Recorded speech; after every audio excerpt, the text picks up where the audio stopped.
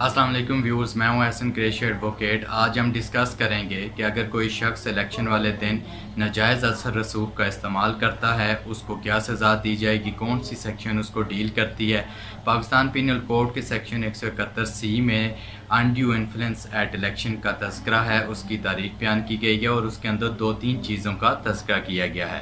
Number 1، اگر کوئی شخص کسی امیدوار کو یا کسی ووٹر کو کوئی بھی دھمکی دیتا ہے، وہ اس کو یہ کہتا ہے کہ اگر آپ اس امیدوار کو اگر آپ ووٹ دیں گے تو آپ کو جانی مالی نقصان اٹھانا پڑے گا۔ اسی طرح امیدوار سے اگر وہ یہ کہتا ہے کہ اگر آپ اس پارٹی کے ٹکٹ پر الیکشن لڑیں گے تو ہم آپ کو جانی مالی ہر قسم کا نقصان پہنچائیں گے۔ مقصد اس کا یہ ہوتا ہے تاکہ یہ آزادانہ طور پر الیکشن کا جو عمل ہے اس میں حصہ نہ لے سکے۔ اس نیت سے انڈیو انفلوئنس ناجائز اثر رسوخ جو شخص استعمال کرتا ہے اس کو پاکستان پینل کوڈ کی سیکشن 171F کے مطابق سزا دی جائے گی، اور جو سزا ہے وہ 1 سال تک قید کی سزا ہو سکتی ہے یا جرمانہ ہو سکتا ہے، یا دونوں سزائیں اکٹھی دی جا سکتی ہیں۔